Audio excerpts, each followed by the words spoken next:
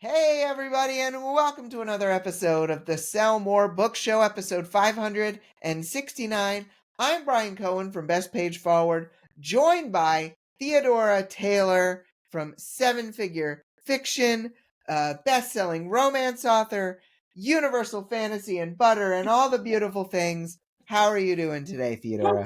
I'm good. Thank you so much for having me, Bryan. Of course, of course. Well, we've almost crossed paths at Yes. conferences multiple times, but never had. So I knew I had to reach out to you so that we could connect. I don't know if you saw recently. I think your book, Seven Figure Fiction, had got its 1,000th review. I don't know if you saw Oh, that, but it's I try it's. not to follow reviews because I I'm very know. sensitive, I but yeah. that's awesome to Good hear. for mental health to avoid these sorts of things. But yeah, no, absolutely. And so, I mean, people have loved your work.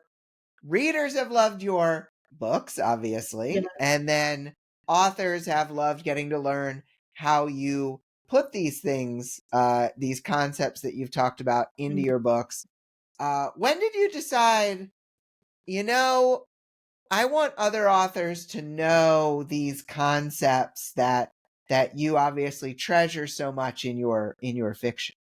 Well, it's kind of funny because people once I started becoming really successful in within my genre of interracial fiction, multicultural interracial fiction, other authors would come to me and they would ask me for advice. And I'd look at their samples, I'd look at their blurbs, and I would kind of be like, well, this is the theme. Like the blurb just describes the book, or the butter or the sample isn't really drawing people in. You've got to think about your audience. You've got to think about your audience.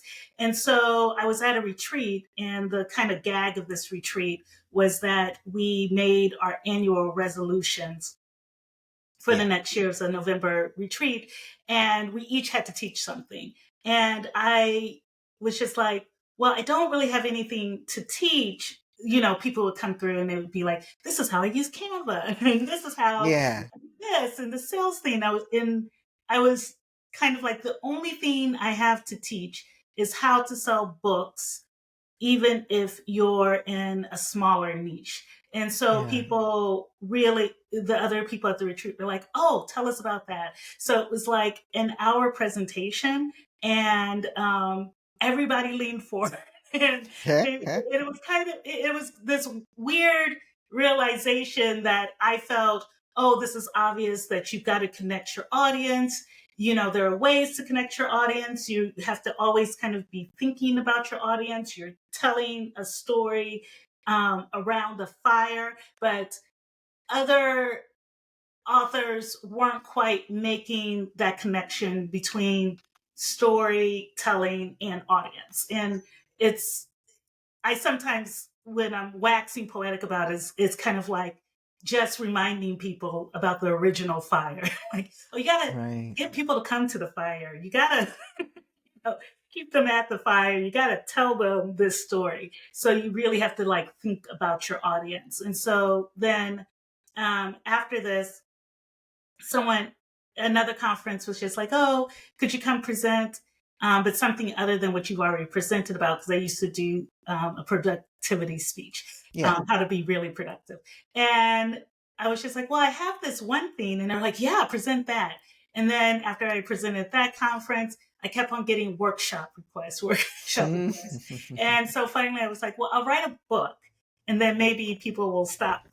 Yeah, maybe people will leave me alone after I Book, write this and then book. you won't need me at your workshop. And that's not quite how it worked out, thankfully. But it was really great because oh my gosh, I love talking about kind of the third rail of storytelling, which is your audience and how to engage your audience. So I feel very blessed that um, I fell upon this opportunity. Yeah, it's funny how it works out sometimes, right? Just not in an expected way at all, Yes, but yes. that's really cool. I had no idea about that story, and so I appreciate you sharing that. That is so cool. So, Let's get into the fun. We're going to have all sorts of time to talk about your wonderful concepts in seven-figure fiction. I wanted to go into the previous week's question. I may ask you this as well, Theodora. So we asked our audience, what do you think you need to do next to succeed in your author career? Oh, that's interesting. Jeffrey's book said, release more books, establish a community of peers. These are good ideas. Randy Landenberger said, finish the book I've been working on for a few years already. Then it will be nice if I can afford a competent VA. I would say shoot for the moon, Randy, a good VA. A good VA. Good for you. And Shane Kowaliak said, right now I am trying to balance growing a speaking business, publishing fiction, and working my day job so I can afford to do the first two. My family still takes priorities, but these three tasks are top of mind. Yeah. Absolutely. And I will often recommend, especially if finances are a part of it, focus on the thing that is bringing in the most right now. Oh, yeah. Because it is so easy to get spread too thin. Yes, absolutely. So easy. When I was writing my first book, I had this kind of because I worked in radio. Radio is really interesting because radio is especially I wrote American Top 40 with Ryan Seacrest. So it was around his schedule and it was wild. It was just kind of like, okay, we can do the show on Sunday or we can do the show on Monday or we need to do 2 weeks of shows because he's going somewhere else to film something. And so you were always having to you didn't know your hours and you were trying to I was trying to get my first book written. And finally, what worked for me was just saying, every time I go into work, I stay an hour after with my laptop. I bring my laptop and I stay an hour after and I work on my book. And that got it done. It took about 2 years, but it did. It got it done as far as getting the book done finally. That's amazing. That's very much like a habit stacking technique because you already have to go to work. Yes. So let's just add an hour of writing to the end of that. Exactly. And I was in LA, so it helped me beat rush hour too. It's like, well, ooh, smart.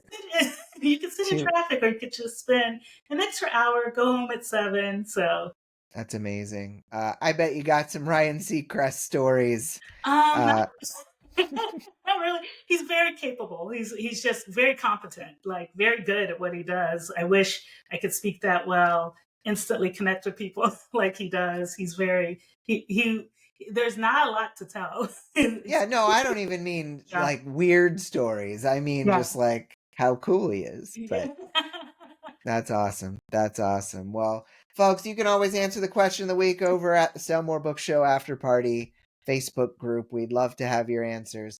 Let's get into the fun here. We've got kind of a cool feature to highlight here from a service provider. So let's get into Wrap Your Book in Love. The folks at Book Vault have announced their newest print-on-demand features, box sets and slipcases, reports Dale Roberts on the Self-Publishing with Dale podcast. A box set, as the name implies, is a box that houses multiple books, such as a collection or series, while a slipcase is a box designed to hold one book, such as a special edition. At Book Vault, quote, at Book Vault, we're always looking for ways to help authors and publishers present their books in the best possible way, says the Book Vault announcement about these new ways to enhance your books. Book Vault box sets are designed to house multiple books in a custom printed high-quality box. Quote, whether you are creating a series bundle, a special edition collection, or a limited release, box sets add a professional, polished presentation. Say that 3 times fast. Professional, polished presentation to your books, end quote. Book Vault slipcases are protective sleeves for a single book and designed to enhance its look while providing durability. Both options are fully customizable, allowing you to match your cover designs and branding, and include full color printing for custom artwork on all sides of the box or slipcase. There's no setup fee, and they are truly print on demand, so they can be ordered in quantities as low as 1. Currently, they're printed in the UK as part of Book Vault Bespoke, but they are available for worldwide shipping. Quote, this is a huge victory, says Roberts. There's no other print-on-demand company doing this, end quote. For more info on how to use these new features to your advantage, check out Dale's video and Book Vault's announcement using the links in our show notes. I was just chatting with Dale the other day, and he didn't mention this at all. This is really cool.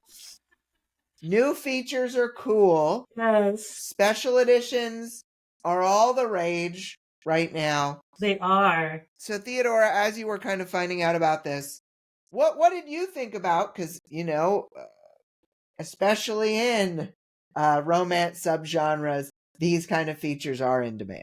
Yes, yes. Oh my gosh. So I love living in the special edition era. They are so gorgeous. If you're a book girly, like original book girly, like I am, like grew up with physical books, like this is just a very exciting time to be living in. So I love the idea of box sets, especially for you were saying that, and I was just like, ooh, I've got to do a special edition for a few of my more popular series. People would love that, to have it as a box set, or have the special slip cases and things like that. I think they're so gorgeous on your shelf. So that was very exciting. Yeah, we really are living in this special edition era. We had Willow Winters and Kel Carpenter on the show recently, and they've done a great job putting out these special editions and doing Kickstarters and making it so that readers spend more than $5 or $6 at a time with them. Yes. That's the big part. As a business, it's nice when people are willing to part with more money. It makes a difference. I feel like it's also it's not only it's funny because I'm trying to not buy special editions, but if I were trying to live a less minimalist life, I would just love it. It looks so pretty. They're like little works of art. I think, yes, it's good for your profit margins, but at the same time, it's good for the fans, because when they treasure a book or when they love a book, it's just like, no, I just really, really love this book. I have the special edition. So I really love that they're not only, that Book Vault isn't just doing special editions, that they're starting to do things like book sets and slipcases, which I just adore.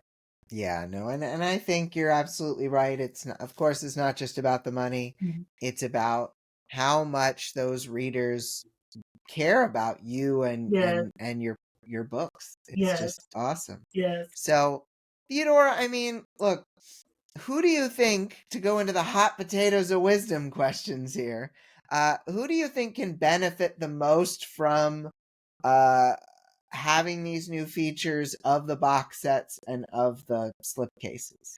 Well, for slipcases, I find, having bought slipcase comic books or omnibuses and stuff like that, I think anybody who has like a very, very special edition with the illustrated edition, having that in the slipcase that you can pull out, you can look through, I think that's really beneficial. I think fantasy especially would probably benefit from this. If you have a beautiful hardcover edition, to be able to do the slipcase. Box sets, my first thought was me. But I think anyone with a beloved series would benefit from boxing it up. I'm sure you talked to the audio people or talk to someone about audiobooks, and how I feel like box sets, especially, I was talking to another author about this, because I had a health issue last year, and we were talking about the things you can do when you can't write, like when you can't produce, when you don't have a lot of executive function or whatever. And so I really love like special editions, because that's a good time to like say, hey, I'm going to special edition this up. But box sets are one of the easiest things you can do in general. So it's just like, box up your audio, box up that series that's still not boxed up. It brings in extra money. And as the daughter of an accountant, it's always insane to me at the end of the year when it's just kind of like, you look at all 4 books and it's like, oh, like say your box set has 4 books, you look at all 4 books and it's like, oh, this book made this much money, and this book made this much money, and this book made this much money. On the box set made as much money as like book one.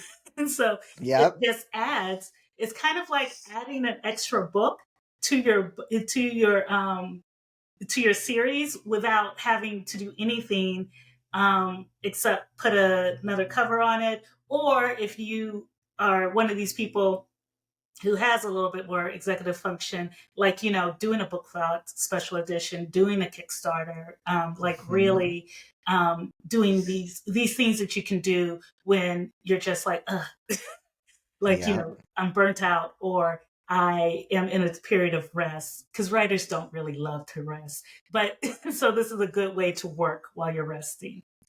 And if you don't have executive function, it's always doable to hire someone with the Absolutely. executive function for you. Absolutely.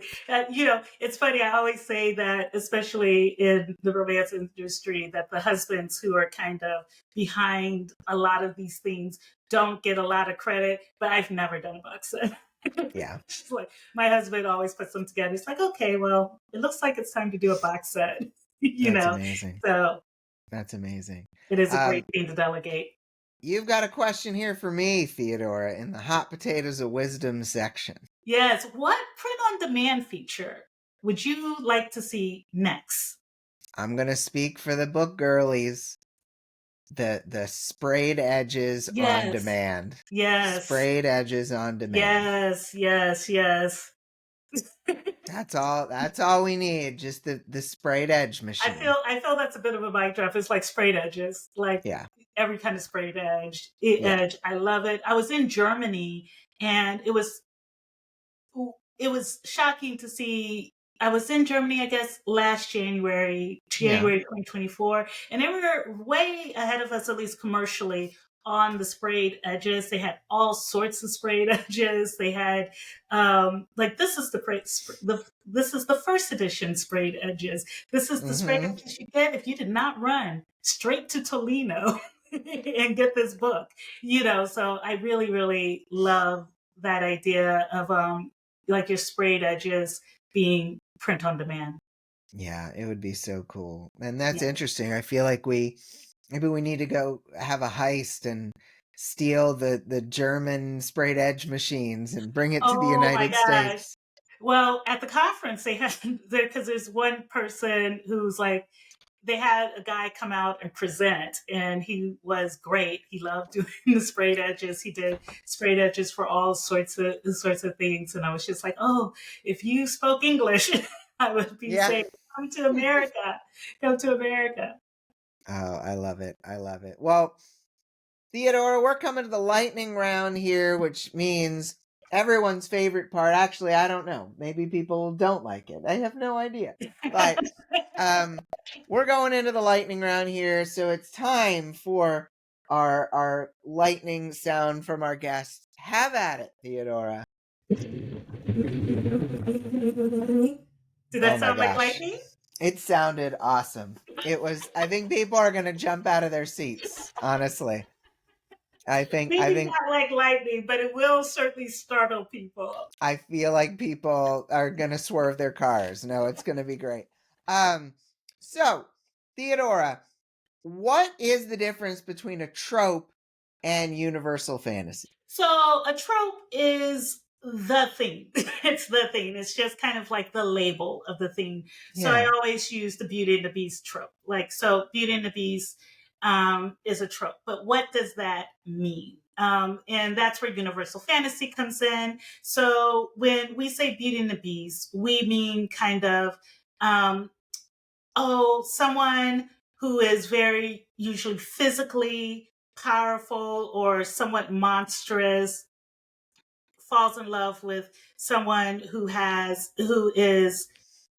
going to reform him. We're Yeah. talking about a person who's a beast, so he's in need of fixing up in some way, and she's going to help him be fixed up. By the end, we're going to see a transformation.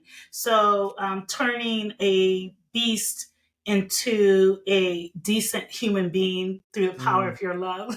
That's Mm-hmm. a universal fantasy. Beauty and the Beast is the trope. But also when we see Beauty and the Beast, it's just kind of like deals. So if what's interesting about a Beauty and the Beast trope is it could be applied to like, oh, this is an orc romance, Mm-hmm. and the orc has kidnapped your father, and so you make a deal. But it also could be a business romance where it's just a really, really horrible boss hole CEO has or a mafia guy. Your father owes him a great debt, a gambling debt, and so now you have to make a deal. So that deal you have to make with an unsavory character in order to um, save your father. That's beauty. That's a universal fantasy, like being, um, kind of yanked out of your world by some Mm. kind of beast, being forcibly removed from the boring life that you have by this beast character who, as it turns out, is going to love you. Another thing with the universal fantasy is, the monster that scares you is actually going to turn around and love you. So it's just kind Yeah. of like, surprise, bully's nice, or bully really likes you, or Mm-hmm. so that's a universal fantasy. Whereas when we say trope, we just say, oh, opposites attract, or Beauty and Yeah. the Beast. So I always say that trope is what it is. Universal fantasy is what makes it taste good, like why we love Mm. it. Mm-hmm. Great distinction there. Thank you. You've got a question for me. Yes. So I'm wondering, is there any way that you can think of to incorporate universal fantasy into nonfiction? I absolutely think there is. I mean, so much of nonfiction is about transformation. It's about Hmm.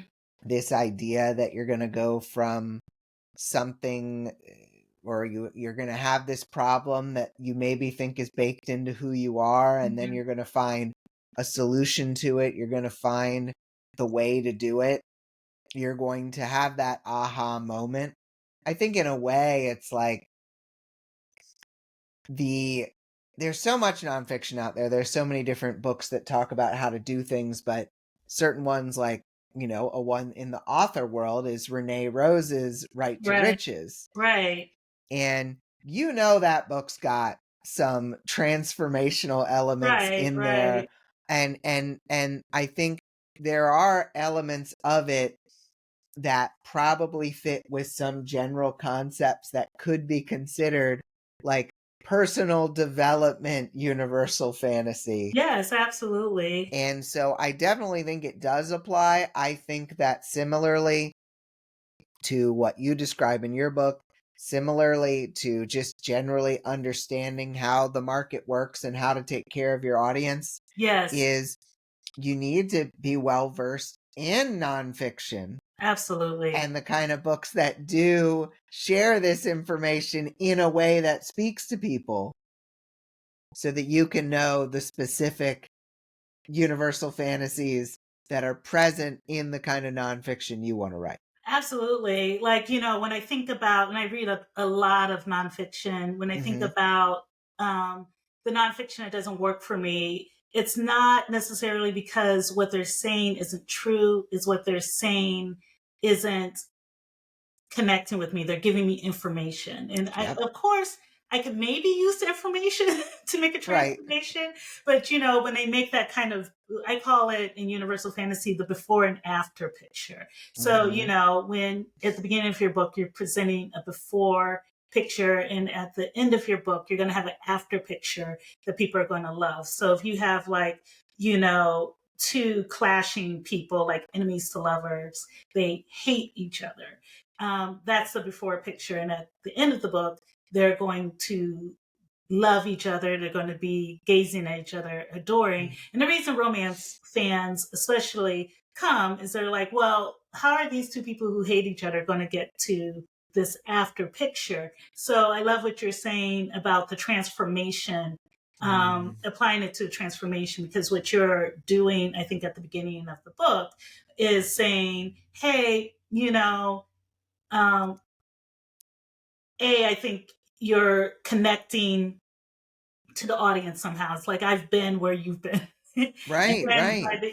like I was like you, and then I was transformed, and now I'm going to teach you how to transform too. And those are the books that really get me when it's just kind of like, oh, I had the same problem you had, and I solved it. And it's just like, oh, Yeah. I want to solve this problem that I have. Maybe I can solve it like you solve it. Let me keep on reading. But then if someone is just kind of like, a lot of people have this problem, and Uh-huh. these are tools. Yeah. And it doesn't make you the Wow. promise. It's technically the same information, but there's something about that transformation, like painting that universal fantasy of transformation to me, that it's just like, oh, I'll go for this book, even if it's on the same subject, that makes me a promise about transformation.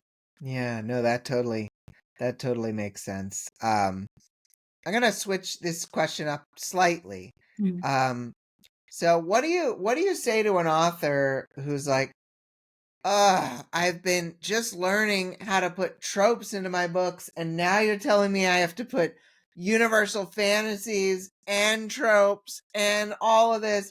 It's just too much. Like, what do you say to these Oh, I'm wonderful, such a intrepid fan of turning students away who feel that way. Ah, Because well, it's like there are no writing police. You don't have to do anything. I think a lot of people really want to say, "Oh my God, you have to have tropes. You got to have the mhm, right beginning. You gotta do things this way. If you don't do things this way, you won't be successful."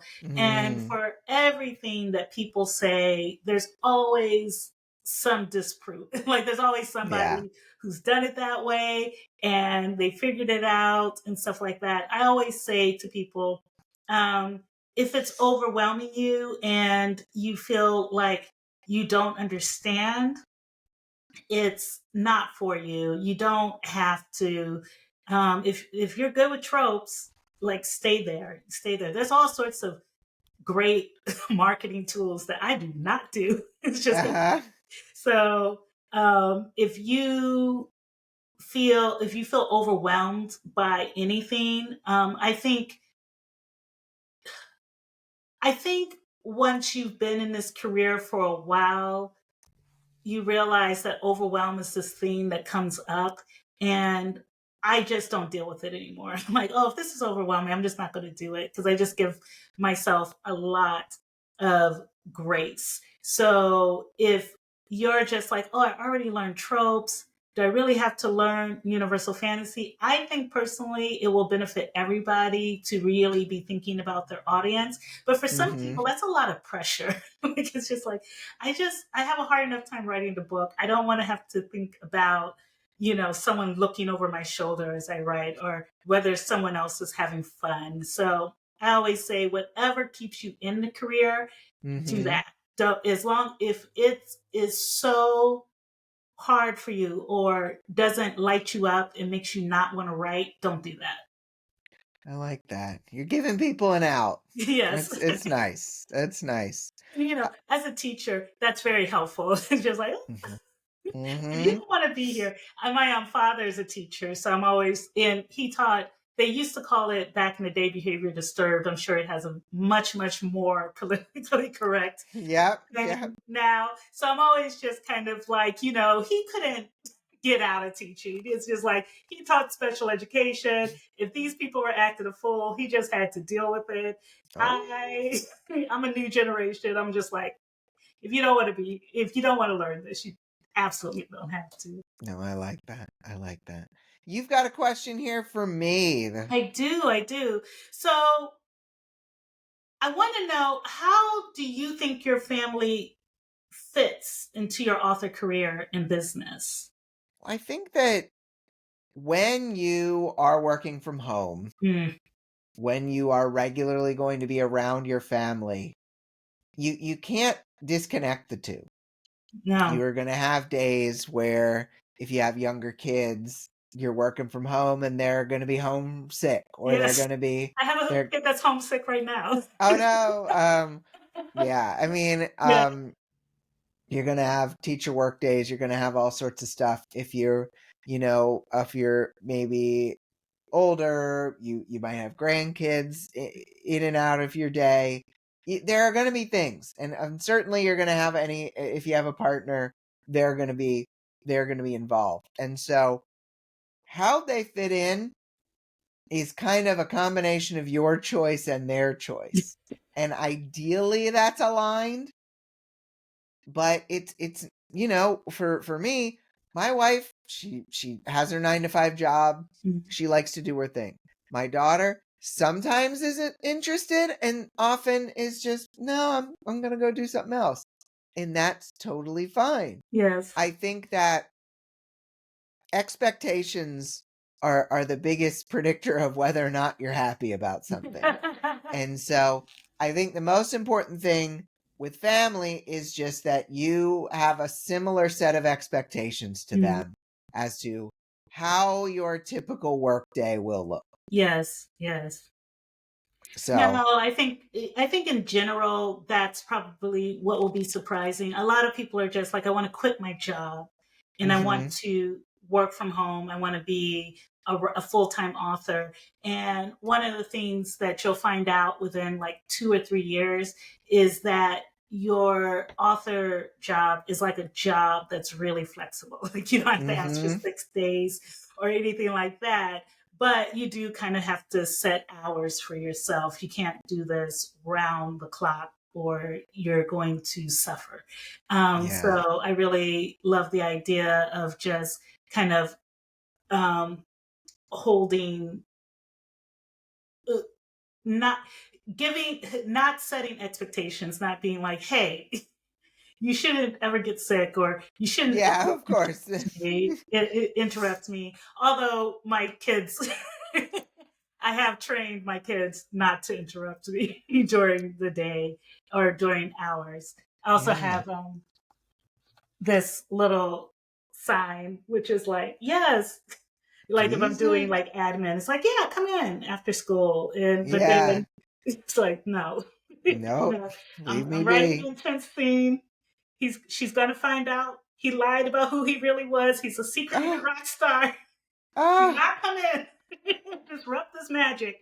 Wow. So I do that, but I also think it's really important for them to know, at least in my case, for them to know when they're going to get you. So yeah, we really set a boundary line, like, oh, everybody always comes down for dinner, like we're going to see you at dinner. Like I might have to, if I'm very very busy, I might have to go away after dinner, but we're going to see you for dinner.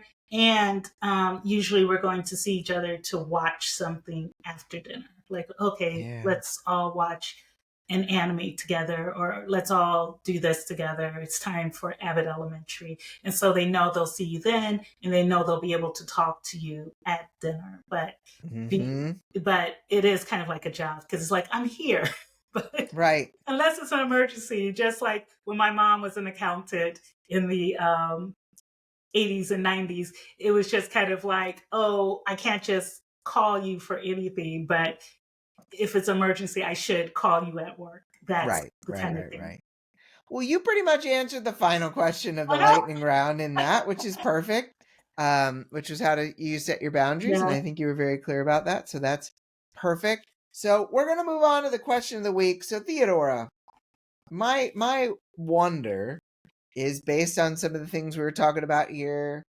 The special features at Book Vault, the universal fantasy and family. Do you have any questions in that realm that you'd be interested in, or even the subject? And I could kind of form a question from it. What do you want to know?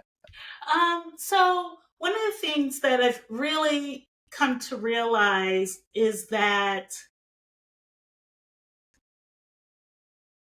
what readers really want is for you to be consistent about releasing and releasing in series and kind of having books ready to go. So a few of my author friends have, like, they were working on things in 2024 and now they're just going to release. Release. So I was wondering how other people basically don't write to pre-order deadline. How do they plan for the next year when it's so far away? How do they keep themselves inspired to work every day toward that goal when it's far off, so that they can release, like, say, if you have a 4-book series, how do you write 4 books ahead of time and set your release schedule? So I guess the question is, how do you plan a release schedule, a future release schedule that is going to benefit future you, but keep present you inspired? Wow. Keeping future you inspired. I like that question. Good one, Theodora. So you can answer the question of the week, folks, at the Sell More Book Show After Party Facebook group or on the Sell More Book Show website. Everyone should go to 7figurefiction.com where you can buy the 7-Figure Fiction book. You can check out some of the courses. You also have a lovely Substack that is available as well, and people can go check that out there. But Theodora, I'm so glad you were able to join us today. We really appreciate it.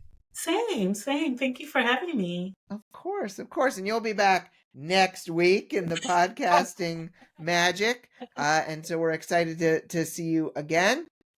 And so for Theodora, I'm Bryan. Have a wonderful week of book selling, everybody. And we'll be back in touch next week for episode 570. Bye. Bye.